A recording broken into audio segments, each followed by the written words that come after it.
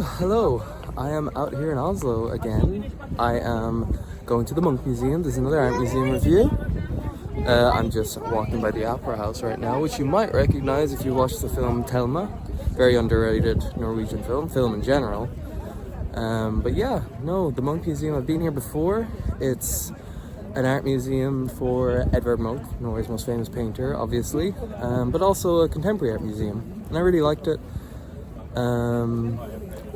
It definitely had an edge to it compared to the National Museum, and we'll see if it's still good. I'll show you it now. It's a big building, but I like it, so let's get into it.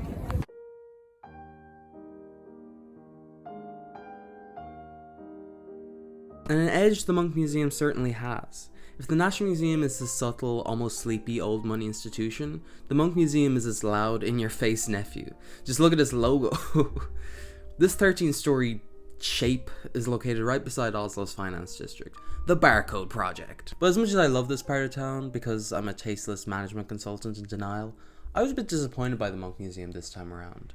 Now, admittedly, I was under time pressure, so I couldn't immerse myself as much as I'd have liked, but my main issue was the absence of contemporary art compared to my first visit. First things first though, we've got the lobby, which already has a more futuristic vibe than the National Museum with its glass, steel, and flashes of primary colours. There's a cafe, a small auditorium, and a gift shop, which we'll discuss later, don't you worry. Tickets are a little cheaper than the National Museum, but membership is more expensive, but like in the National Museum, it includes access to other museums in Norway and Denmark. Plus, kids get in for free, which is always good to see. Now, the Munch Museum is deceptively small. 13 floors sounds like a lot, but most of them are used for behind-the-scenes work, so in reality, it's more like 6 floors. So let's go in order then. First floor was an exhibition called Edvard Munch, All His Life. And just as a refresher, Edvard Munch, Norway's most famous artist, one of the world's most famous artists. The Scream is one of the most iconic paintings ever. And in the art world, Munch is remembered as a key figure in the development of Expressionism, a style of painting wherein the artist distorts the outside world as an expression of their inner mental state. The premise of All His Life was to get an insight into a vast and mysterious collection of sketches, texts, and prints Munch left behind, called the Tree of Knowledge. And I liked it. It's Munch, this talented, tortured guy, and seeing into his mind in this way was interesting, but didn't really add much more to my understanding of the man. One of the other floors already focuses a lot on Munch's life and process, and many of the images in All His Life I'd already seen, so I couldn't help but feel like this exhibition was a bit light on substance, especially compared to the one in this room during my first visit, which was a multimedia exploration into the social impact of modern technology from the perspective of many different contemporary artists, which I found more interesting. One of the pieces was a short video game about materialism by a Chinese artist named Liu Yang, which was an experience. Furthermore, that exhibition's use of darkness made the space feel much larger and different to the rest of the museum, whereas the brightness of the space for All His Life made it feel sparse, and the use of freestanding walls added to my sense that it was a filler exhibition designed to be easy to assemble and disassemble quickly, which makes sense given that it's not the first time it's been held. So, that was the first disappointment, and to be fair, the main one. The next floor was the flagship permanent exhibition of Munch's work, Edvard Munch Infinite. The essential question of this exhibition is, how do we engage with Munch's art in the modern day? And it organizes his paintings around the room under different themes such as gender, death, portraits, the outdoors, among many others. I like this because you can compare different paintings within a certain context, plus my brain loves categorizing things, so there's that too.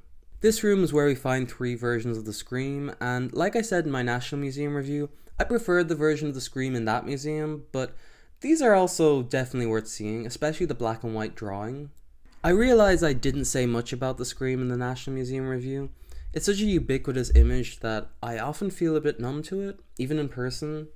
I remember being really struck by it when I first saw it as a kid, this horrified alien figure in an otherwise human setting, and now I can appreciate the craftsmanship, particularly the contrast of the colors, this orange sky and navy landscape, and the fluidity of the brushstrokes. But there are many more of his paintings that I prefer.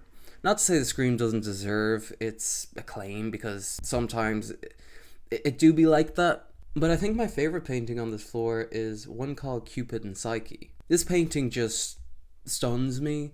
The naturalism and awkwardness in their poses, along with the noise and texture of the drip paint, creates such a powerful combination of intense emotion and deep intimacy, which is just a lot. And I love it. And I really like this floor.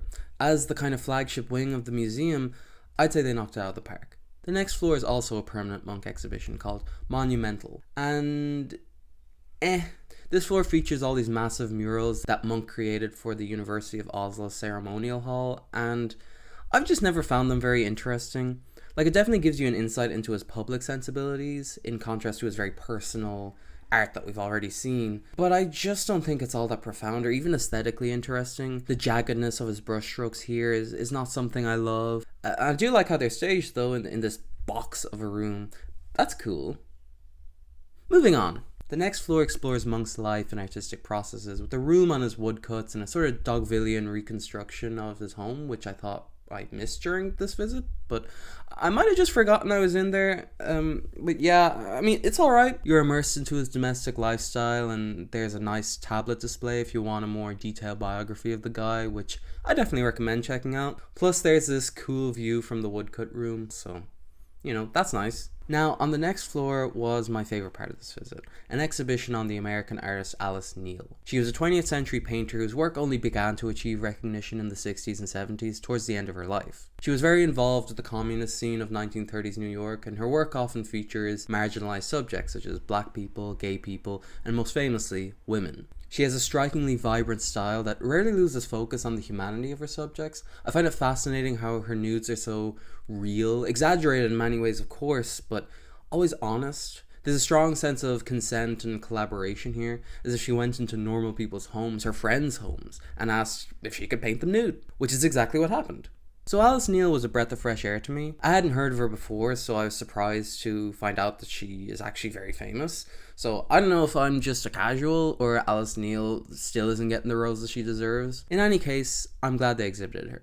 Obviously the Munch Museum is very male dominated. It's the Munch Museum, but I do think Alice Neel offers a very useful counterpoint to Munch. They both have very vibrant and expressive styles, but comparing them shows how similar themes and motifs can result in very different artworks depending on who's painting them, especially as it pertains to the depiction of women. And that was the last floor. The next floor was closed in preparation for an upcoming exhibition, which was a shame since I really liked the exhibition during my last visit, which again was very contemporary, avant-garde, immersive, modern. So I was off to the rooftop bar. Yeah, a big draw of the Munch Museum is its Sky Bar, which is pretty cool, but certainly gives off barcode, finance bro, influencer vibes, which, like, as much as I love to pray to the free market before I go to sleep, we couldn't get a seat there, so we sat at a lower balcony, which was also cool. Very interesting view from up here. Be interesting to see what it's like in 10 years. All in all, I still like the Munch Museum. Like the National Museum, it's new and state-of-the-art, and while I wasn't that impressed by its lack of contemporary art this time around, the Alice Neel exhibition was a major highlight, and the Munch art hasn't stopped being great. So here's a montage of some of my favourites that I haven't already discussed.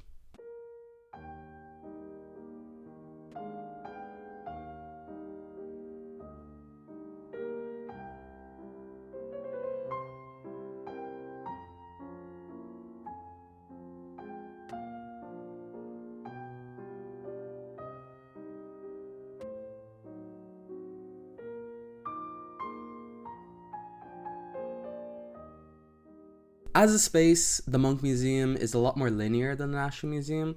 You kind of zigzag up it like Donkey Kong, and with these escalators come really nice views of the city, and plenty of room to sit down and chill, which I'm a fan of.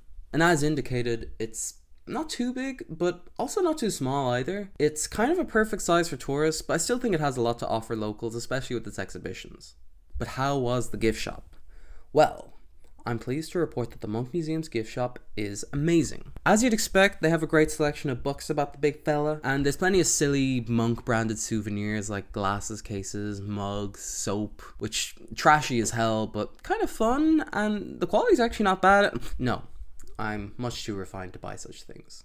They do have a great postcard selection, and they actually added new ones since the last time I was here, which, like, great! So these are the postcards I ended up getting. Especially glad to get Cupid and Psyche. I also got this book on women in art. I've been wanting something like this for a while, so it was nice to get this, especially with the matte cover and soft hardback.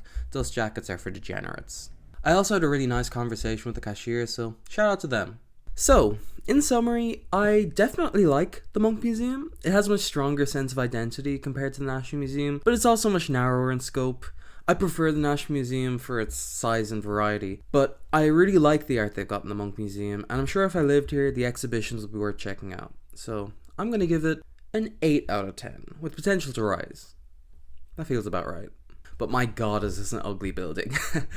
And I kind of love it. Like, only in the business district could you get away with this middle finger of a building. There's an honesty to it that I respect because it's either intentional parody or I'm just as tasteless as the architects. Deloitte.